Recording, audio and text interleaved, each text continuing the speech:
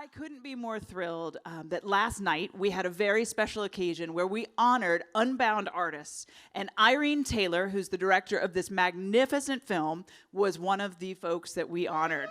So let's give it up for our hometown favorite, the amazing documentarian, Irene Taylor. Irene, come up on stage, get your flowers, have your love. I will just say, too, if you have Kleenexes, hankies, or maybe a little napkin, you might need it. I ugly cried through this whole movie, and maybe I was a little tired, but it is so moving, so brilliant, and so surprising.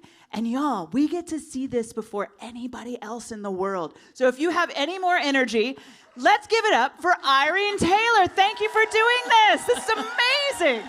Thank you.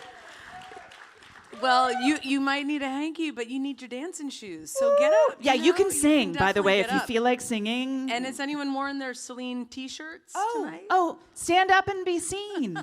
I see at least one. Yeah. Yeah!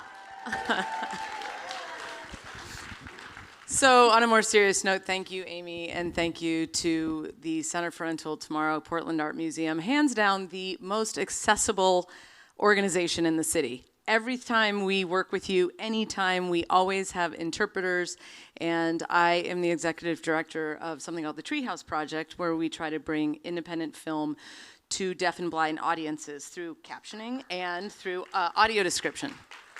So tonight, we're in cahoots with Amazon and the museum to show the whole audience an open caption version of the film, and this is what I would call, it's not just captioning, it's what I call craft captioning.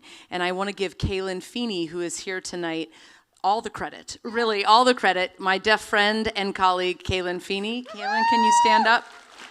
Right, there she is. She's not standing up, but K-A-L-E-E-N. Or K-E-N, sorry. Anyway, so I always love feedback because Kaylin and I work on these word choices together, descriptors, so that's just your little accessibility lesson for today. But just thank you for being here. This is a very special event for me, hometown, with you all. And we will, you can tell people this will be on Amazon on Monday. Yeah, so. Yeah. So you see it first. That's what she's saying. So thank you, everybody. And please stick around. We're going to do a Q&A afterward, and the score goes right up to the last credits. You get to hear the music the whole time. So we'll come up after that. Yes. Thank you all for being here. We love having a wonderful Portland rowdy audience, especially for Irene and Céline. Y'all rhyme. It's wonderful. Thank you. Please, with all the applause and love that you have, let's welcome Irene Taylor back to the stage.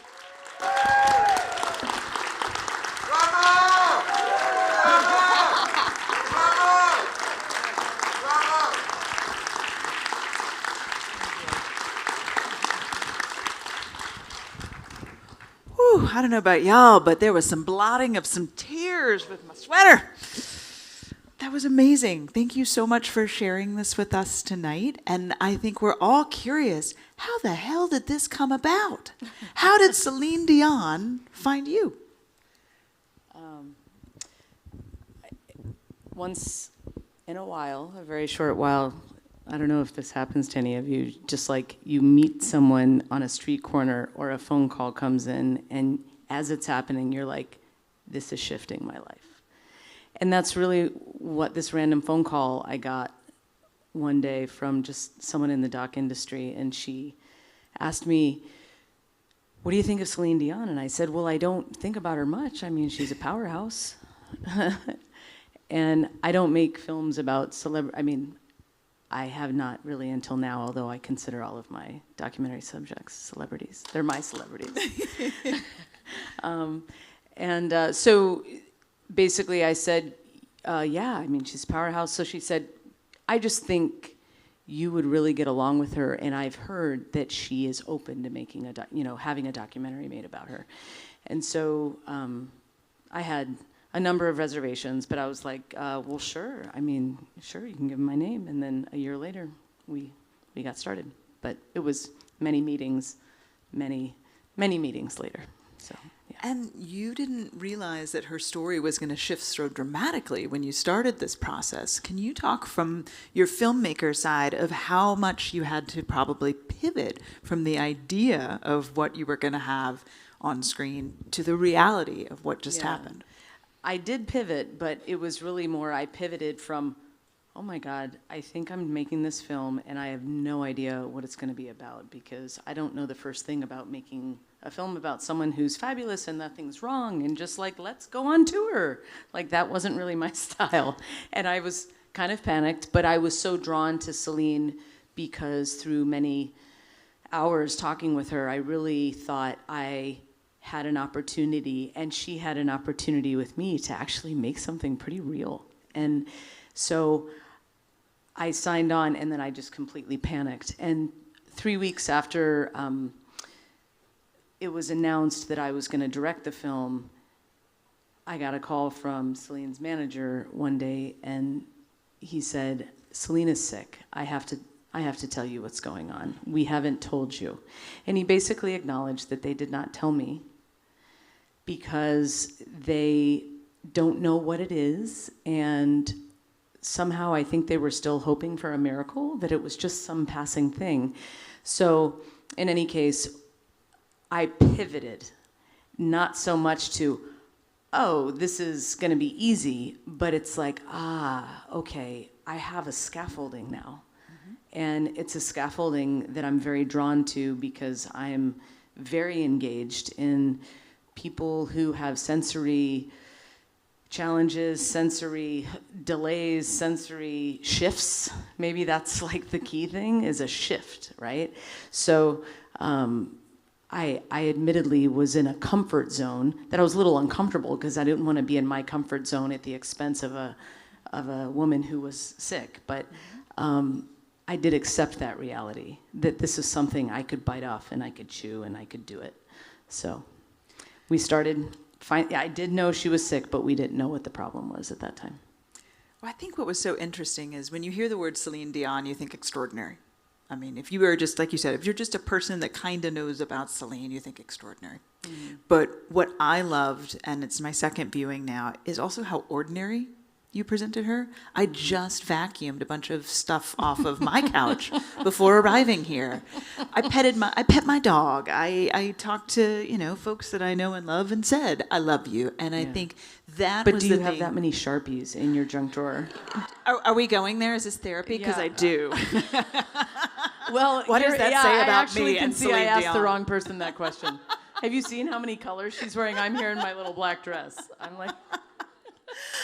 But I think that was what surprised me. Did it surprise you that she's a mom and she does things just like the rest of us every day? And I think you had the totally right tone so that it wasn't the saddest violin for an hour and a half, right?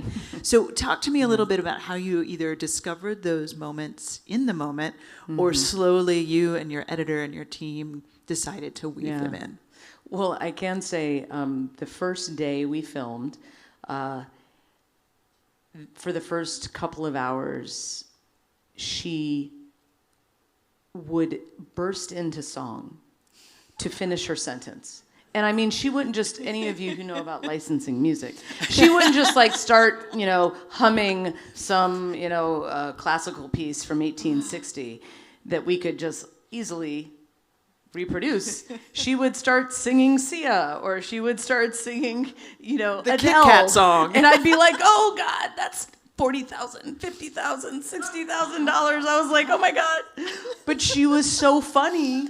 So I called Sony after the first day and I just said, look, I think we're going to have to up the budget because she is going to sing her way through this movie. And I know you're Sony. You're going to force me to pay for it because even if we're paying other companies, because that's what you do when you're working formally with record company partners, So it was that was really how to keep some of the things lighter with her, but she really does have this just like pendulum that goes back and forth, not in a what I'd call a rhythmic way, but just she she knows how to recover. She has a bad day, she has a good day, she has a couple good days, she has a couple bad days, you know. And we were just there catching kind of each of the poles and everything in between. Yeah. Well, she seems like a great mom, too, for what it's worth. If you talk to her while you're on this tour, tell her I was really impressed. I was like, wow, you are really holding it together with teenage boys. Yeah. Yeah, it's impressive on top of all my of it. My boys were always like, the game room. Oh, yeah. Wow. That's going to make the dinner table for me tomorrow night. Absolutely. Well, I mean, I think the other thing that really struck me was a lot of the archival. I think you got the keys to a Ferrari, didn't you? I mean, basically, you got access to a treasure trove of archival material from the birth of her child to old family. Like, how did you go about that? Did you have a team of folks that kind of helped you to say, this, not that, or we have 80,000 hours, let's have some fun? Like, well, what was your process? We had 600 hours of her personal archive and old concerts. But, you know, I think that I basically made a film that I wanted to not only see, but that I wanted to hear, you know, and Céline does not write her own songs. And of course, the further along she got in her career, the more she just had people flocking to her who wrote songs just for her, right? So for me, it was really about picking covers that I wanted to listen to. I mean, who doesn't want River Deep Mountain High in your movie in a black pantsuit, no less? You know, like she's just so rock and roll. And she like kept saying she's not rock and roll, but she really is, you know? And I think her humor is rock and roll. I think her kookiness is rock and roll. You know, and she really, I think, did command this presence that I definitely did not appreciate. So the woman, you know, if you're new to Céline, well, none of us are new to Céline, I guess, but if you were, like I was, not that familiar with more of her canon of songs, you know, past the 20 hits, you know, big hits she's had, I just discovered all this French music. I mean, she had so many albums before Titanic ever even, you know, came out. And she, of course, did all of these covers that often people overlooked on albums, but were real staples on her tours. So River Deep Mountain High, that was like always a big high energy moment in that tour that year. So I just found ways to loop in the tunes that I wanted. And fortunately, I didn't get, you know, complaints that I didn't have enough hits in there. So that was good. And formally, as a recovering producer myself, I thought about you and my heart hurt in that the prospect really became shooting in Celine's home. I mean, she didn't really leave that home very often for lots of reasons. What, 2 or 3 times during your shoot? Talk to us about that, because formally that's a huge challenge. Obviously, you also got to see her shoe collection. We loved that. I heard literal people gasping. I know, and she in the wears back size going, 8.5. She wears size 8.5, just like me. And I was like, maybe like she just doesn't need those. Right. I mean, who No, needs that I many? have ethics. But I would never have taken them. never. Unless they were comfortable. But how did you tackle being in a single location? I mean, it was like My Dinner with Andre, right? You're in this like single location that grandiose as it may be, you're kind of in one place for quite some time. Well, it was one place where she was very comfortable, and I think that was really key because she told me on day one, look, I've let you across the threshold. Don't ask me permission to shoot anything. You're here, you can shoot. If I really don't want you to come, I'll just stop you. And I said, okay, that's fair enough. Now that's easy, or, you know, I was agreeing with her, and then I found myself having natural hesitations. For some reason, like I really hesitated to shoot her taking medicine. And I thought about that, and actually just tonight sitting here, you know, I'm not someone who wants to take medication. When I do take medication, I guess I take it, but I don't go like telling Tom, Dick, and Harry I'm taking it. So I was realizing I was sort of projecting my own, like, well, I don't think I would want to share that, but she was sick, and she talked about taking medication, and that she was changing medications, and so like over time I told Nick, my photographer, to whom I owe all the grace of this film, is really, Nick and my 2 editors. They really just did so much with the sound and the picture. But over time, we did start taking, pictures of her as she took her medicine. Of course, we filmed her in a very uncomfortable seizure. It's not a seizure, but a seizure-like episode. And but we developed that over time. And she had said, though, don't ask. And so I never did. And she really never stopped me going through the house. And one day, Nick just followed her into her dressing room and bathroom. And then from that day on, we were like with her all the time in her bathroom. And she not everybody gets to say that. And she has a very beautiful pillbox, and like she found beauty in little things every day, staying at home. And of course, I think the biggest beauty was her kids. I mean, she used to take her kids on tour, as I understand it, but now they were just all at home. And I think that was giving her a lot of strength. Well, I think, whether it was you or your cinematographer or a combination of both, I think some of the grace beats, the kind of breath moments in the film also were what really stuck with me. And I think, again, talking about an extraordinary superstar with an extraordinary gift and an extraordinary life, and all I can think about is the light through the curtains and the way that you're sitting in spaces and places, as I imagine she is as well, trying to find those moments of beauty, those moments of strength, but also just those moments that are unique to the time and place. So if you don't mind sharing, but how did you come up with some of those grace beats and some of those moments that they're artistic? I mean, they're just beautiful to look at. Do they move the story along? Talk to us a little bit about that. Well, I definitely had a sense that Céline just tried to surround herself with beautiful things, whether it was a certain pair of shoes or artwork or Maria Callas's jewelry collection, or her piano. I thought was very beautiful because she has a much newer, more pristine version of my piano, which is a matte black Baldwin Baby Grand. And when I got to her house and I saw that she had that, I was so excited. I was like, I felt so validated because I had bought a very used one, but I was so excited because there was just a lot of beauty in her home. But I think you make a good point that I think if you have to be cloistered like that, she really did make a point to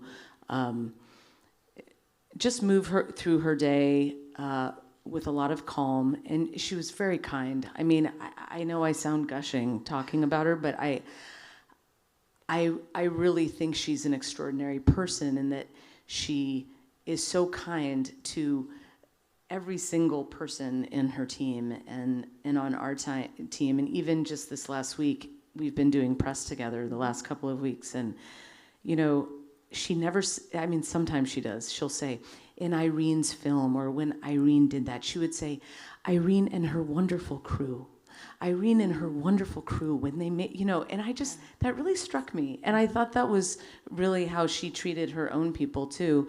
And, I said this last night at the awards, there's a line in the film, and it came from a day where we were reflecting upon our respective careers, hers, of course, being a little bigger than mine. So we were talking about that, and she said, Irene, I learned if you want to go fast, go alone. But if you want to go far, go together. And I really took that to heart because I went alone for a long time, not because I was trying to go fast, because I couldn't afford anyone else, So I just shot my films, edited my films, marketed my films, pitched my films, and I'm slowly just trying to do a good enough job that each time I can bring one more person in so that we can share in what is creating art, and I think filmmaking is not, a director gets a lot of credit, but it is not a solo endeavor. I have people here tonight who have worked on this film, Brian Kinkley, of course, Chris Ward, Kaylin Feeney, our audio description expert, but I also have collaborators like Andy Gersh, my editor on my next film coming out, and I just really do appreciate that. And sometimes I'm embarrassed at points of the film that I think are so good, and I'm like, yeah, but that wasn't my idea.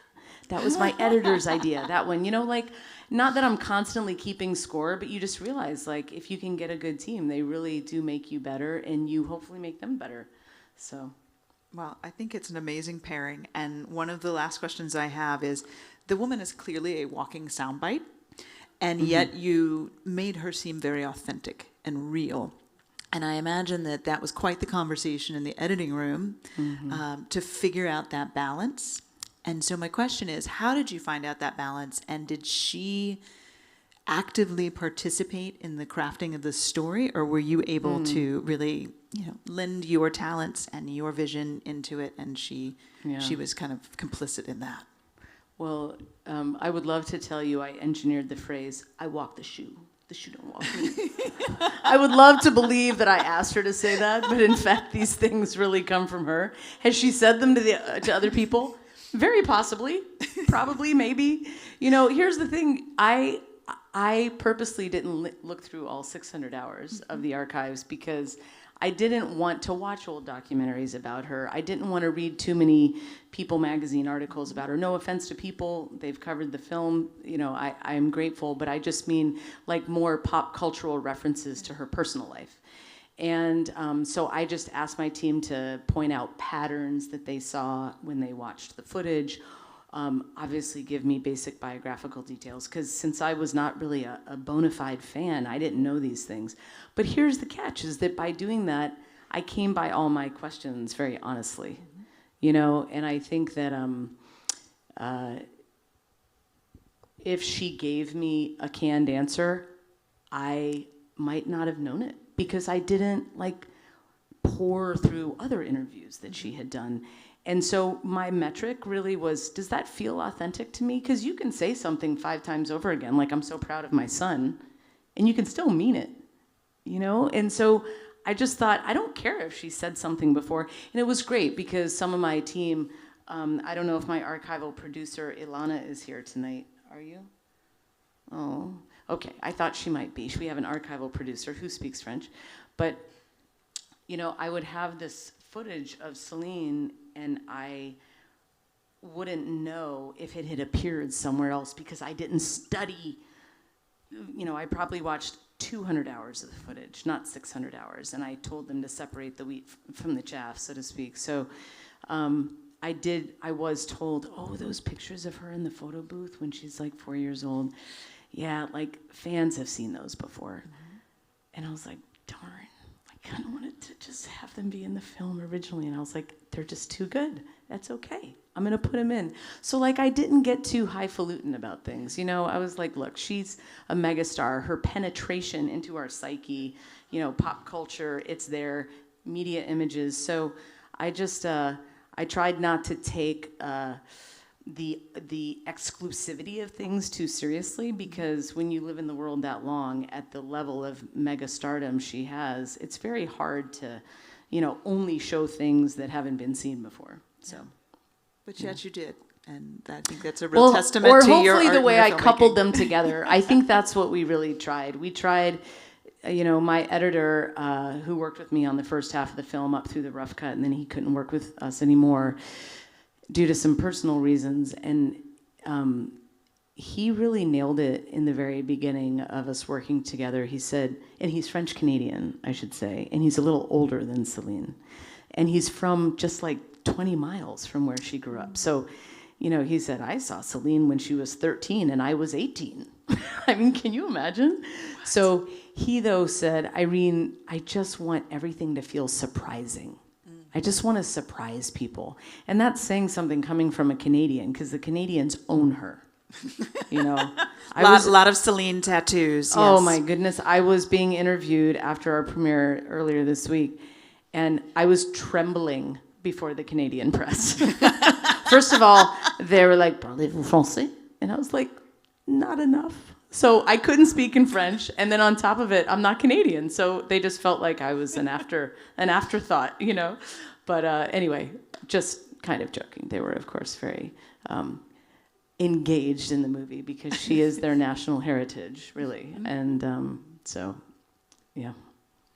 Well, I'll end here, but you just spent the last week with Céline in New York for the big premiere, and what does she think of the film? She's seen it now. She's lived it with you for the last few years.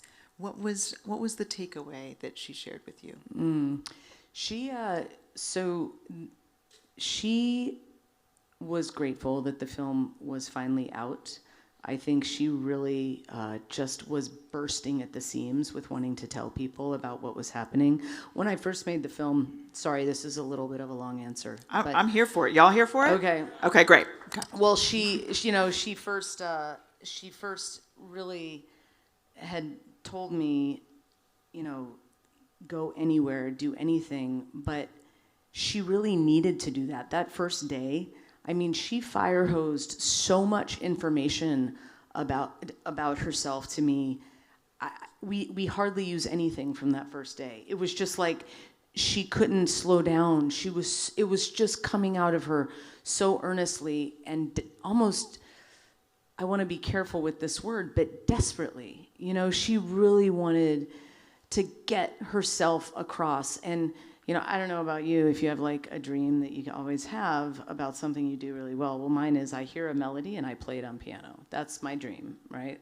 Well, that is, I think, what Céline wanted to do with what's in her body, and she couldn't describe it because she only remembers it part of the time. So she just really, I think she really wanted to get this off her chest, which she did a year ago when she made the Instagram post. Right? She said, okay, world, I'm sick. And I thought maybe our film was going to be the way. And then I saw the writing on the wall. When she got that diagnosis, I was like, there is no way she can wait a year and a half to give people this information. She canceled her residency and 2 tours, excuse me. So I really was very happy to see her.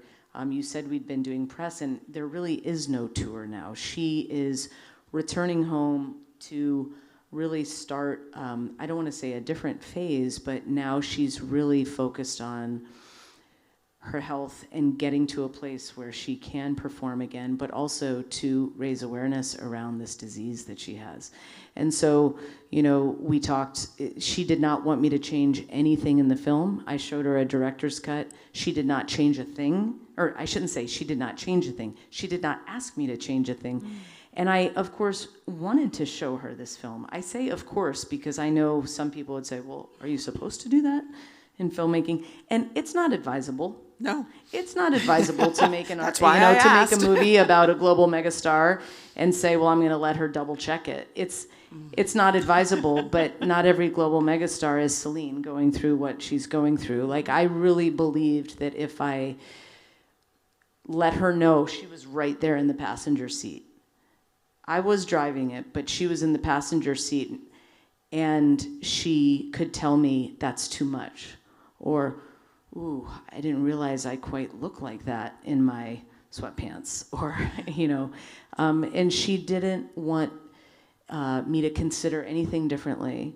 She had one small comment about, her oldest son wasn't in the house as much as the twins. And she was like, if you have any extra archive of him, wouldn't that be sweet so that he feels like he's part of the film? Oh, when he's like gliding through the air, it was so beautiful. Again, it's just those That's images. actually a coda to any Moonlight Sonata fans in here. There's a picture of my son Jonas going in a, what are those chair rides, whatever they're called. So I was like, oh, we got to include that one.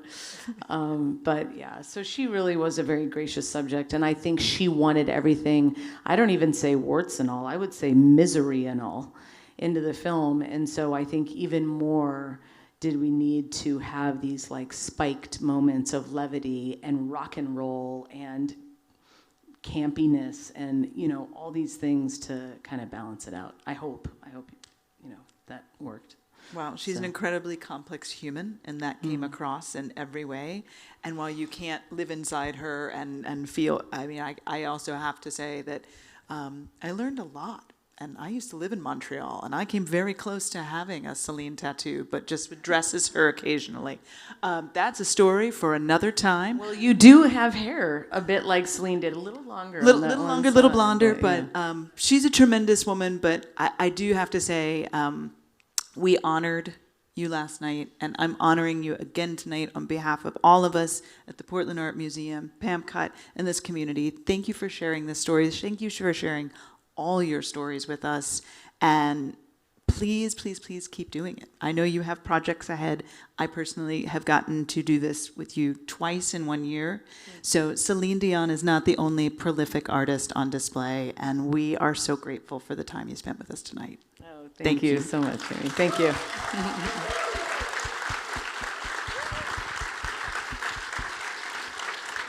Thank you to our friends at Amazon Studios for making this extremely free. And please, please, please come back. We do this every Thursday through Sunday, and there's always something new here at the Tomorrow. Thanks, everybody, for coming.